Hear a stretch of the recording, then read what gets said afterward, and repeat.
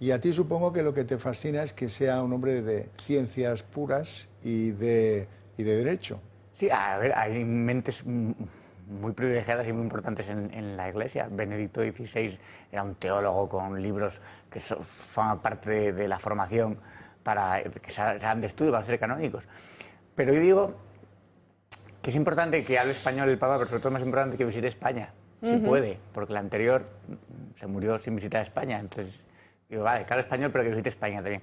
El que sea un presidente estadounidense en un país que ha tenido solamente un papa estadounidense en un país que ha tenido solo 2 presidentes católicos, también es un dato interesante, porque los 2 presidentes católicos estadounidenses han tenido suertes dispares, pero no han sido buenos presidentes en el sentido de que Kennedy fue asesinado y Joe Biden ha sido un desastre absoluto en el tema del wokismo y demás. Entonces, a ver, este hombre es estadounidense, también es peruano, tiene que lidiar con una situación bastante compleja en la Iglesia, que viene de un tránsito, y que sea estadounidense también tiene cierto sentido, porque al haber 133 cardenales en el cónclave, en la votación de 71 países distintos, se aleja más del eurocentrismo que antes, originalmente y tradicionalmente, el papado elegía, o sea, se elegían siempre papas europeos, en su gran mayoría. Sabemos que Bergoglio no, y ahora tampoco, precisamente por esa dispersión que hay también en cuanto a cardenales.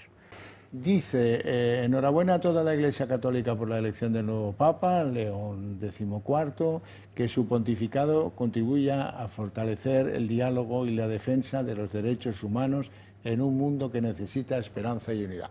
Bueno, pues las generales de la ley. Vamos con Feijóo, la reacción de Feijóo, y comentamos las dos luego si queréis.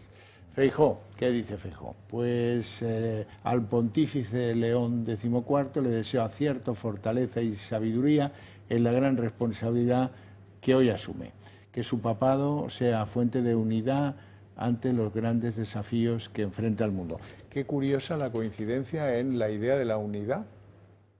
Sí. Sí, la verdad es que Roberto, sí. ¿Qué te han parecido estos 2 primeros mensajes de bienvenida? Bueno, respecto a lo de Pedro Sánchez, hay que decirle que ninguno de sus aliados, tanto nacionales como internacionales, tienen el mínimo interés por los derechos humanos. Entonces, que él nombre los derechos humanos es bastante curioso. Los aliados internacionales de Pedro Sánchez, desde Venezuela, Irán, Rusia, le da igual los derechos humanos.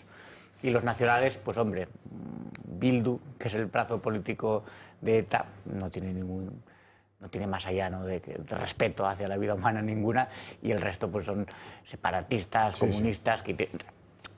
Es un tuit un poco plantilla, típico, sin más allá. Él es bastante más entusiasta, parece, para felicitar el Ramadán y otras fiestas.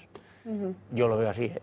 Y lo de Feijóo también parecido. De todas formas, piden unidad, es cierto, porque como cualquier grupo humano de poder, cualquier grupo humano que sea más o menos cerrado, pues hay luchas de poder, batallas internas, intereses, distintas facciones. Al final el Papa consigue el poder absoluto, pero dentro de la Iglesia es evidente que hay muchas sensibilidades y distintas corrientes.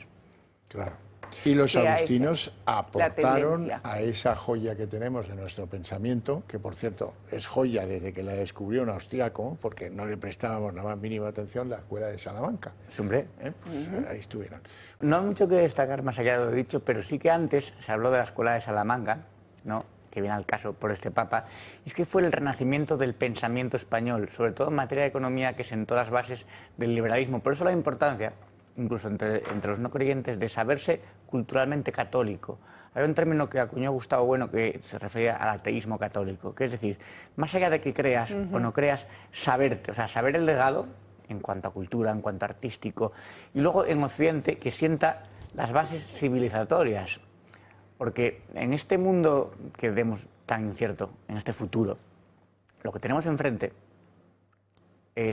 son las tinieblas. O sea, lo que tenemos enfrente es algo muy oscuro, que puede causarnos muchos problemas, y saber de dónde venimos, saber ese legado, saber por qué Europa fue lo que fue, aunque se esté diluyendo, aunque vaya a desaparecer un poco, como decía Pérez Reverte, ¿no?, que Europa ya fue y que ahora viene otra cosa, viene del legado, podemos llamarlo judio-cristiano, si queremos, pero sobre todo del catolicismo, con todo lo que nos ha legado para lo bueno y para lo malo. Por eso es importante saberse, por eso digo, saberse culturalmente católico, luego ya independientemente de las creencias. Pues